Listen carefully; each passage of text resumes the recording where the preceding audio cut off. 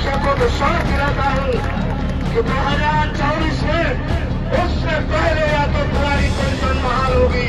10 अगस्त को जिस समय देश की संसद में मणिपुर और अविश्वास प्रस्ताव पर संग्राम मचा था, ठीक उसी समय संसद से थोड़ी दूरी पर रामलीला मैदान में भी एक सैलाब उमड़ा था। दरअसल ये सैलाब पुरानी पेंशन का सैलाब था, जिसमें 2024 के लिए इंकलाब था। नमस्कार, मेरा नाम है साजिद अली और आप देख रहे हैं TV9।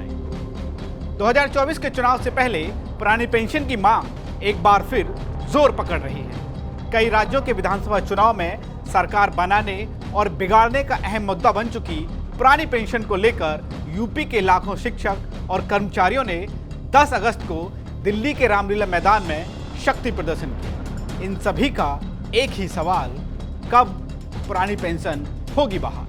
मकसद क्या है, हमारी जो पुरानी पेंशन थी वो 2005 के बाद में सरकार के द्वारा बंद कर दी गई, तो वो बहाल किया है, इसीलिए हम यहाँ आए हुए हैं। जब ये पेंशन खत्म की गई थी तो उस समय हमारी संख्या बहुत कम थी, 10%। आज रेशियो ये हो गया है कि 90% जो है वो नई पेंशन में लोग आ रहे हैं और पुरानी पेंशन के मात्र 10% है। तो 90% लोगों में आक्रोश है, शिक्षक कर्मचारियों में सब में।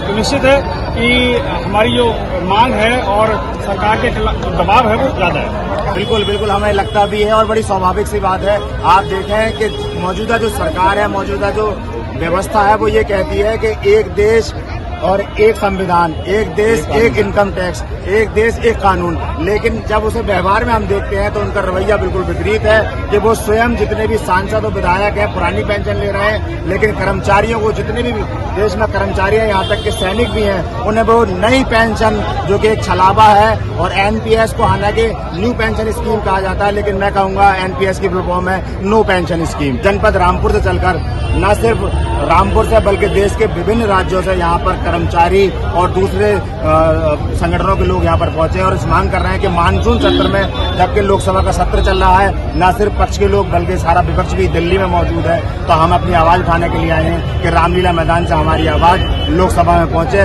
और सरकार गंभीरता से इस पर फैसला करे कि 2024 के चुनाव से पहले पुरानी पेंशन बहाल की जाए। इसमें सर जितने भी अपने 35 लगभग संगठन शामिल हुए हैं और पूरे भारत की रैली है, इसमें जितने भी हमारे लोग आए हुए हैं, अपने उत्तराखंड से भी लोगों से मुलाकात हुई है, उनका भी यही उद्देश्य है कि हम पेंशन बहाल करा जाएंगे।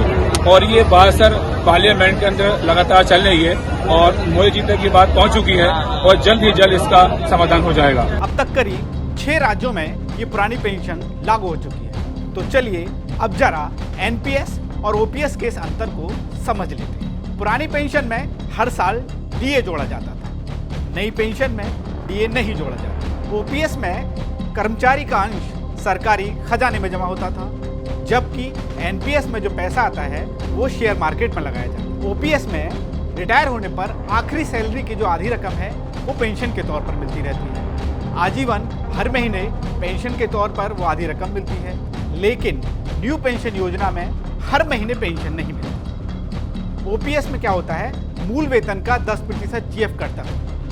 रिटायर होने पर कुल जमा राशि कर्मचारी को मिलती थी, लेकिन एनपीएस में जीपीएफ जो अकाउंट थे वो बंद कर दिए गए। राजनीति में कहावत है कि दिल्ली का रास्ता यूपी से होकर निकलता है।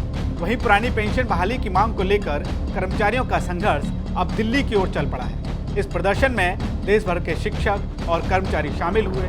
वहीं यूपी के रामपुर से भी भारी तादाद में शिक्षक शामिल हुए। रामपुर से आए शिक्षकों ने पुरानी पेंशन की बहाली को लेकर जमकर नारेबाजी की।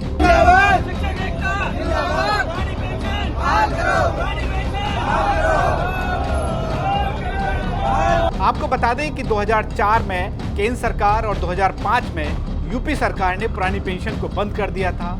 नई पेंशन स्कीम यानी एनपीएस की शुरुआत की थी, लेकिन इसका रिजल्ट ये रहा कि सरकारी कर्मचारी अभी तक एनपीएस को अपना नहीं पाए हैं। इसका एक कारण ये भी है कि नेताओं को अभी भी पुरानी ही पेंशन मिलती है। अब 2024 से पहले एक बार फिर पुरानी पेंशन को लेकर मांग तेज होने लगी है। ऐसे में सवाल ये है कि आखिर एक देश एक विधान की बात करने वाले सिस्टम में दो व्यवस्थाएं क्यों? सवाल ये भी है कि क्या 2024 के चुनाव में बड़ी टेंशन बनेगी पुरानी पेंशन?